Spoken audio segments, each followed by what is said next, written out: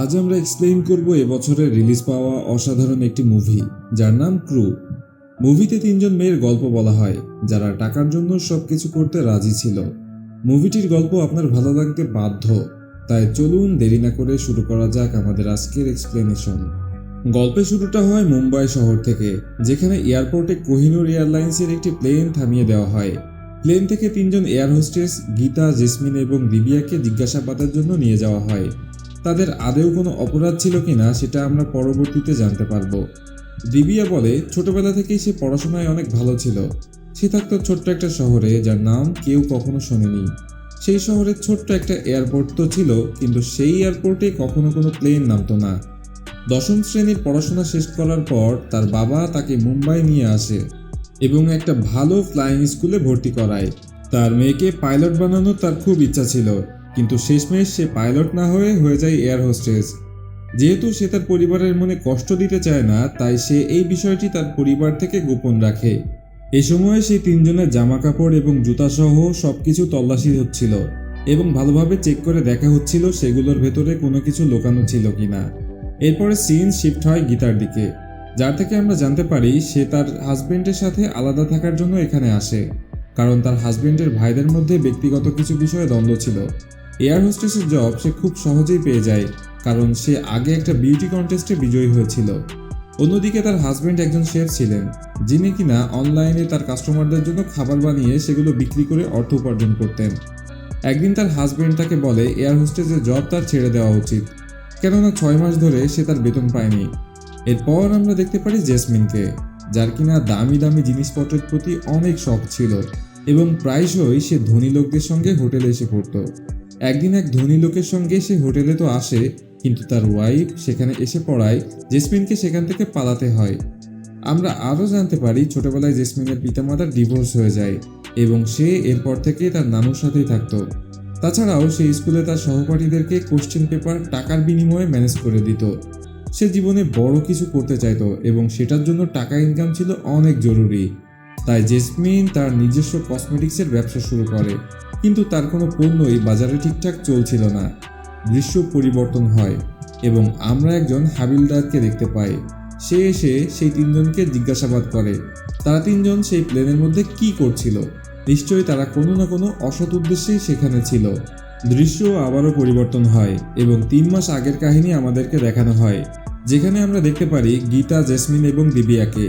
দিবিয়া, যে কিনা তিনজনের মধ্যে সবচাইতে জুনিয়র ছিল, গীতাকে জিজ্ঞাসা করে তারা তাদের স্যালারি কবে পাবে, যার উত্তরে গীতা বলে দেওয়ালির আগেই তাদেরকে তাদের স্যালারি বোনাস সহ ক্লিয়ার করে দেওয়া হবে।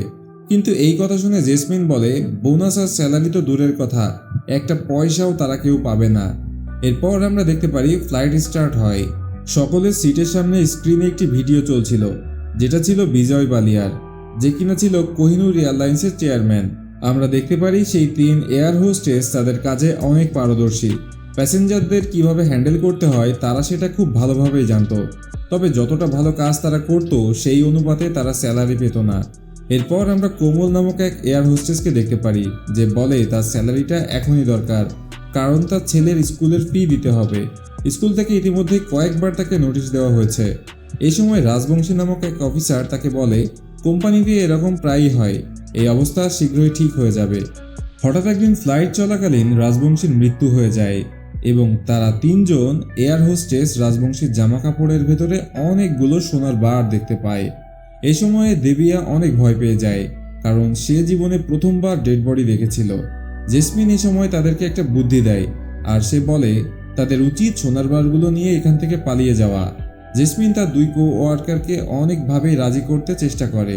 সে বলে গত 6 মাস ধরে তারা এক প্রকার ফ্রিতেই কাজ করে আসছে তাদের কোম্পানির জন্য। তাদের কাছে এখন এই একটা সুযোগ স্বর্ণগুলো নিয়ে এখান থেকে পালিয়ে যাওয়ার। গীতা এবং দেবিয়া নিজেদেরকে সংযত রাখে এবং জেসমিনকে বলে তাদের উচিত এই ধরনের অন্যায় কাজের পথ অবলম্বন না করা। এয়ারপোর্টে পৌঁছার পর অফিসার রাজবংশী ডেড বডি নিয়ন্ত্রণে নেয়। এখানে তারা জানতে পারে রাজবংশী 12 কিলো স্বর্ণ স্মাগলিং করছিল। কাস্টমস অফিসারদের মধ্যে একজন ছিল যার নাম ছিল জয়বীর। সে দেবিয়াকে দেখে এবং তাদের মধ্যে হাই হ্যালো হয়। আমরা জানতে পারি জয়বীর এবং দেবিয়া কলেজের সময় থেকে একে অপরকে চিনত। দৃশ্য পরিবর্তন হয় এবং আমরা দেখতে পারি জেসমিন তার বাড়িতে ফিরে আসে কিন্তু সেখানে গেলে সে দেখতে পায় বাড়িওয়ালাকে, যে কিনা ভাড়ার জন্য তাদের বাড়িতে এসেছিল। জেসমিন এই সময় এক প্যাসেঞ্জারের কাছ থেকে চুরি করা একটা ঘড়ি বাড়িওয়ালাকে দিয়ে দেয় এবং তখনকার মতো টাকার সমস্যার একটা সমাধান করে। জেসমিনের বাড়িতেও অর্থনৈতিক অবস্থা খুবই খারাপ ছিল। তার বাবা ঋণ পরিশোধ করতে না পেরে তার বাড়ি বিক্রি করে দিয়েছিল। পরবর্তী দিন জেসমিন নিউজ পেপার থেকে জানতে পারে কোহিনূর এয়ারলাইন্স প্রায় দেউলিয়ার পথে, কিন্তু তবুও এয়ারলাইন্সের প্রেসিডেন্ট সংবাদ মাধ্যমকে এই আশ্বাস দিয়েই যাচ্ছিলেন যে তারা তাদের অবস্থার উন্নতি হওয়ার সাথে সাথেই সকল পাওনা পরিশোধ করে দেবে। গীতা কোহিনূর এয়ারলাইন্সের সিএফও মিত্তাল সাহেবের সাথে দেখা করে এবং তার কাছ থেকে জানতে পারে কোহিনূর এয়ারলাইন্স সত্যি সত্যি দেউলিয়ার পথে, কিন্তু মিত্তাল সাহেব তাকে আশ্বাস দেয় যে তার পিএর টাকা নিয়ে তার দুশ্চিন্তা করার কোনো দরকার নেই। পরবর্তী দৃশ্যে আমরা দেখতে পারি সেই 3 এয়ার হোস্টেস একসঙ্গে একটা জায়গায় বসে নিজেদের কষ্টের কথাবার্তা একে অপরের সাথে শেয়ার করে। কত কষ্ট করে তারা এই পর্যায়ে এসেছে, কত কিছুই তারা ভেবে রেখেছিল যার কোনো কিছুই তারা আজ পর্যন্ত করতে পারেনি। গীতা তার হাজব্যান্ডের সাথে দ্বিতীয় হানিমুনে যাওয়ার চিন্তাভাবনা করছিল, যেটা এখন অনিশ্চিত। এমন সময় জেসমিন পুনরায় তাদেরকে স্বর্ণ স্মাগলিংয়ের আইডিয়া দেয়। তার কাছে রাজবংশীর ফোন ছিল, যেটা রাজবংশীর মৃত্যুর পর প্লেন থেকে সে চুরি করে নিয়েছিল। গীতা এবং দেবিয়াকে মোবাইলটি দেখিয়ে সে বলে রাজবংশী সবসময় এই একটা নম্বরে বারবার কল করত। সেই নাম্বারটিতে ফোন করলে তারা জানতে পারে নাম্বারটি আসলে মিত্তাল সাহেবেরই ছিল। এতে করে তারা জানতে পারে এই সকল কাজকর্মের সাথে মিত্তাল সাহেবও যুক্ত ছিল। সত্যটা জানার পরে তারা 3 জন মিত্তাল সাহেবকে বারবার ব্ল্যাকমেইল করতে শুরু করে আর বলে তারাও গোল্ড স্মাগলিং করে টাকা কামাতে চায়। বাধ্য হয়ে মিত্তাল সাহেবও তাদেরকে একটা কার্ড দিয়ে বলে এই কার্ডের দেওয়া অ্যাড্রেসের সাথে দেখা করতে। সেই অ্যাড্রেসে গেলে মিত্তাল সাহেব তাদেরকে কয়েকটা গোল্ডের বার দেয় এবং বলে এখন থেকে এই স্বর্ণগুলো আলবুর্জে পৌঁছানোর দায়িত্ব তাদের। স্বর্ণগুলো নিয়ে এসে তারা 3 জন এবার চিন্তা করে কিভাবে তারা এই কঠিন কাজটা করবে। তাদের 3 জন একজন চকলেট খাচ্ছিল এবং এটা থেকেই তাদের একটা ভালো আইডিয়া আসে। তারা প্রথমে স্বর্ণকারের কাছে গিয়ে স্বর্ণগুলো গলিয়ে গোল করে নেয়, তারপর সেগুলোর উপরে চকলেটের আস্তরণ দিয়ে প্যাকেট করে ফেলে। আর এভাবেই চকলেটের ছদ্মবেশে তারা 3 জন স্বর্ণ স্মাগলিং করতে থাকে। সময়ের সঙ্গে সঙ্গে তারা অনেক টাকা উপার্জন করে ফেলে এবং তাদের দিন আস্তে আস্তে ভালো হতে শুরু করে। কোম্পানির অন্যান্য এয়ার হোস্টেসরা যেখানে অর্থের অভাবে মানবেতর জীবনযাপন করতে থাকে, সেখানে তারা 3 জন তাদের পছন্দের সকল জিনিসপত্র কিনতে শুরু করে। গীতা সেই টাকা দিয়ে নিজের একটা রেস্টুরেন্ট খোলার কাজও শুরু করে দেয়। তাদের 3 জনের স্যালারি না পাওয়া সত্ত্বেও এত হাসি খুশি ও আনন্দের সাথে তাদের কাজ করতে দেখে এয়ার হোস্টেসদের একজন কিছুটা সন্দেহ করতে শুরু করে, কিন্তু শুরুতে সে কিছু বলে না। অন্য আরেকদিন কাস্টম অফিসারদের একজন তাদের চকলেটের সেই বাক্সটা চেক করতেই যাবে, এমন সময় সেখানে এসে পড়ে জয়বীর দেবিয়াকে ডাকতে শুরু করে। কাস্টমস অফিসারকে বলে সে তাদের 3 জনকে সেখান থেকে নিয়ে যায় এবং জয়বীরের কারণেই সেই দিনটা তারা একটুর জন্য বেঁচে যায়। সেদিনের মতো কাজ শেষ করে তারা 3 জন এয়ার হোস্টেস বাড়ি ফিরতে শুরু করে। এই সময়ে জেসমিন এবং গীতা দেবিয়াকে জয়বীরের সাথে দেবিয়ার সম্পর্ক নিয়ে মশকরা করতে শুরু করে। এভাবে কথায় কথায় এক পর্যায়ে তারা দেবিয়ার ফোন নিয়ে জয়বীরকে রাতে ডিনারের জন্য ইনভাইট করে দেয়। তাদের 3 জনকে এত হাসি খুশি দেখে তাদের অন্য আরেক সহকর্মী এয়ার হোস্টেস কিছুটা ঈর্ষা অনুভব করতে থাকে। এর পরের দৃশ্যে আমরা দেখতে পারি দেবিয়া এবং জয়বীর একসাথে ডিনার করে। তাদের মধ্যে অনেকক্ষণ নানা বিষয়ে কথাবার্তা হয়। পরের দিন সকল এয়ার হোস্টেসদেরকে অ্যালাউন্স দেওয়া হয়, যেটা ছিল খুবই সামান্য পরিমাণ টাকা। একজন এয়ার হোস্টেস বলে এই অল্প কিছু টাকায় তো সে তার ছেলে মেয়েকে কোনো ভালো স্কুলে পড়াতেই পারবে না। এই কথা বলে সে কান্নাকাটি শুরু করে। দেবিয়া এবং গীতার সেই এয়ার হোস্টেসের অবস্থা দেখে খুবই খারাপ লাগে, কিন্তু তারা কোনো কিছুই বলে না, কারণ তারা যদি এখন মুখ খোলে তাহলে এই কথা সব জায়গায় জানাজানি হয়ে যাবে যে তাদের কোম্পানি দেউলিয়া, এবং এমনটা হলে তাদের পক্ষে দেশের বাইরে গোল্ড স্মাগলিং করা একেবারে অসম্ভব হয়ে পড়বে। এরপরে দৃশ্য পুনরায় বর্তমানে আসে এবং অফিসার সেই 3 জনকে বারবার জিজ্ঞাসা করতে থাকে রাজবংশীর মৃত্যুর পরেও আলবুর্জে বারবার স্বর্ণ পাচার করা হয়েছে, সেটা কিভাবে হলো এবং তার সাথে তাদের 3 জনের কোনো হাত ছিল কিনা, যেটা তারা বারবারই অস্বীকার করে। এই সময় অফিসার জেসমিনের ফোন বের করে এবং সেখানে তাদের 3 জনের কয়েকদিন আগে একটা দামি রেস্টুরেন্টে পার্টি করার অনেকগুলো ছবি দেখতে পায়। সেই ছবিগুলো তাদেরকে দেখিয়ে জিজ্ঞাসা করে তাদের কাছে এত টাকা কোথা থেকে আসলো। দৃশ্য আবার অতীতে যায় এবং আমরা দেখতে পারি জেসমিন, গীতা এবং দেবিয়া 3 জন একসাথে জেসমিনের বার্থডে সেলিব্রেট করার জন্য একটা বারে যায়। সেখানে অনেক টাকা খরচ হয়। তারা যখন বাড়ি ফিরছিল তখন তাদের দেখা হয় এক মেয়ের সাথে, যে কিনা ছিল তাদের ক্রুয়ের অন্য আরেকজন এয়ার হোস্টেস। তাকে দেখে তারা 3 জন একেবারে চুপ হয়ে যায়। ক্রুয়ের সকলেই যেখানে স্যালারি না পাওয়ায় অর্থনৈতিকভাবে বিপর্যস্ত, সেখানে এই তিনজন এত টাকা উড়াচ্ছে কিভাবে? এটা নিয়ে সে অনেক সন্দেহ করতে থাকে। পরবর্তী দৃশ্যে আমরা দেখতে পারি সেই অফিসারকে হঠাৎ করে কেউ একজন কল করে বলে ইন্ডিয়া থেকে স্বর্ণ আজকে প্লেনে করে আলবুর্জে পাঠানো হতে পারে। এই কথা জানার সাথে সাথে অফিসার জয়বীরকে পুরো ঘটনাটা জানায় এবং আরও বলে এই স্মাগলিং এর সাথে গীতা, জাসমিন এবং দেবিয়া জড়িত থাকতে পারে। এরপরেই আমরা দেখতে পারি মুভির একেবারে শুরু দৃশ্য, যেখানে অফিসার প্লেন থেকে তাদের তিনজনকে জিজ্ঞাসাবাদের জন্য আটক করে নিয়ে যায়। তাদের তিনজনকে স্বর্ণ স্মাগলিং এর জন্য সন্দেহ করা হলেও তাদের বিরুদ্ধে উল্লেখযোগ্য কোনো প্রমাণ থাকে না, তাই অফিসার তাৎক্ষণিকভাবে কোনো ব্যবস্থা নিতে পারে না।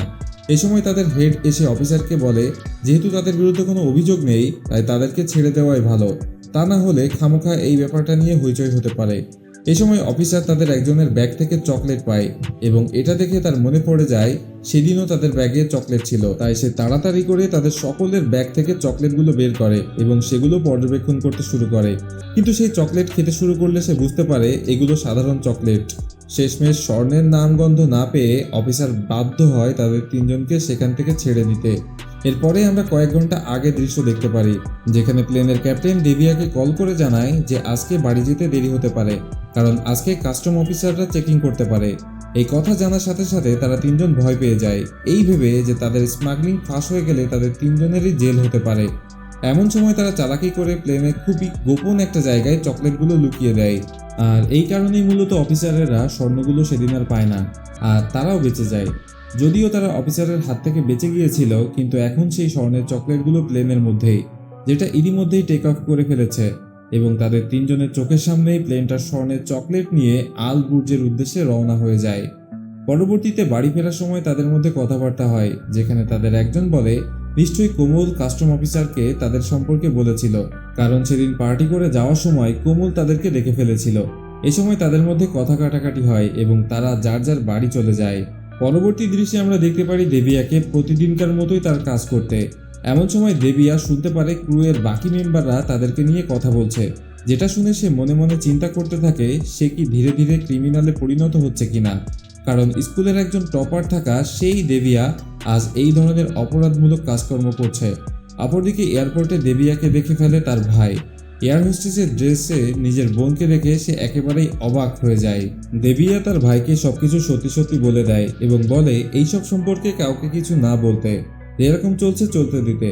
অন্যদিকে কিছুদিন পর সেই প্লেন থেকে লুকানো স্বর্ণ খুঁজে পাওয়া যায় এবং বিভিন্ন টিভি চ্যানেলে খবরে সেটা সম্প্রচার হতে থাকে। এই কথা জানাজানি হয়ে যায় পুরো দেশে। জয়বীর এই সময়ে লেডি কাস্টমস অফিসারকে বলে তার ধারণাই সঠিক ছিল। উত্তরে সে বলে এখন আর এসব বলে লাভ কি, তারা তিনজন তো পার পেয়ে গেল। দেবিয়া অন্যদিকে জয়বীরের সাথে দেখা করতে আসলে জয়বীর উল্টো তার উপর ক্ষেপে যায় এবং বলে তার সঙ্গে কোনো কথা বলার ইচ্ছা জয়বীরের নেই। অপরদিকে জেসমিন বাড়িতে গেলে জানতে পারে তার নানু এই পৃথিবীতে আর নেই। জেসমিনের এই কষ্টের সময় তার পাশে এসে দাঁড়ায় দেবিয়া এবং গীতা। কিছুদিন পরে টিভিতে নিউজ আসে বিজয় বালিয়া, যে কিনা কোহিনুর এয়ারলাইন্সের চেয়ারম্যান ছিলেন, তিনি স্থায়ীভাবে ইন্ডিয়া ছেড়ে পালিয়ে গেছেন, যার মানে ছিল কোম্পানির কোনো কর্মীকে এক পয়সাও দেওয়া হবে না। এই খবর জানাজানি হওয়ার পর কোম্পানির সকল কর্মচারীরা আন্দোলন শুরু করে। এই সময় কোমলের গীতা এবং দেবিয়ার সাথে কথা কাটাকাটি হয়। কোমল তাদের দুইজনের উপর অনেক বেশি ক্ষুব্ধ ছিল কোম্পানির খারাপ অবস্থা জানা সত্ত্বেও গোপন রাখার জন্য। এই সময় কোমল আরও বলে সে জানা সত্ত্বেও কাস্টমস অফিসারদেরকে তাদের সম্পর্কে কোনো কিছু বলেনি। তারা তিনজন ধরেই নিয়েছিল অফিসারদেরকে তাদের সম্পর্কে হয়তো কোমলই বলেছিল, কিন্তু এখন কোমল এসবের পেছনে দায়ী ছিল না জানার পরে কে তাদের সম্পর্কে অফিসারদেরকে জানিয়েছিল সেটা বের করতে তারা মরিয়া হয়ে ওঠে। তাদের মনে পড়ে একজন অফিসার বলেছিল তার গোয়েন্দাদের মধ্যে একজন ছিল যে কিনা এয়ার হোস্টেস হিসেবে এই কোম্পানিতে আগে কাজ করত। কিছুক্ষণ চিন্তাভাবনা করার পরে তারা বুঝে যায় এসবের পেছনে কে দায়ী থাকতে পারে। সে আর কেউ না, বরং মিত্তালের স্ত্রী সুধা। তারা তিনজন দেরি না করে সোজা সুধার কাছে চলে যায় এবং তাকে এ ব্যাপারে জিজ্ঞাসা করে। সুধার কাছ থেকে তারা জানতে পারে মিত্তালের তার স্ত্রী ছাড়াও অন্য মেয়ের সাথে সম্পর্ক ছিল। এটা জানার পরে সুধা তার থেকে প্রতিশোধ নেওয়ার জন্য তার স্বর্ণ পাচার করার বিষয়টা অফিসারদের নজরে দেয়। তার উদ্দেশ্য ছিল মিত্তালকে জেলে ঢোকানো। তবে এই কাজ করতে গিয়ে গীতা, জেসমিন এবং দেবিয়ার কোনো ক্ষতি সে করতে চায়নি। তারা সুধাকে জিজ্ঞাসা করে মিত্তাল এত স্বর্ণ কোথা থেকে পেত। উত্তরে সুধা বলে এই স্বর্ণগুলোর মালিক আসলে বিজয় বালিয়া নিজেই। সেই তার এয়ারলাইন্স ব্যবসার আড়ালে গোপনে অবৈধভাবে এই স্বর্ণগুলো দেশের বাইরে পাচার করছিল। সুধা তাদেরকে আরও বলে আগামী সপ্তাহে বিজয় বালিয়া তার মেয়ের গ্র্যান্ড ওয়েডিং সম্পন্ন করবে। এইসব জানার পরে জেসমিন, দেবিয়া এবং গীতা নিজেদের উপর অনেক রাগ করে। জেসমিন, দেবিয়া এবং গীতা পরবর্তীতে একটা জায়গায় দেখা করে। তখন তারা বলে তাদের ক্যালকুলেশন মতে তারা প্রায় 3000 কোটি টাকার স্বর্ণ তারা আল বুর্জে পাঠিয়েছে, আর এখন তারাই এই স্বর্ণ ইন্ডিয়াতে নিয়ে আসবে। পরবর্তী দৃশ্যে আমরা দেখতে পাই গীতা, দেবিয়া এবং জেসমিন বিজয় বালিয়ার কাছ থেকে স্বর্ণ চুরি করার জন্য পৌঁছে যায় আলবুর্জে। সেখানে তারা বিজয় বালিয়ার উপর নজর রাখতে শুরু করে।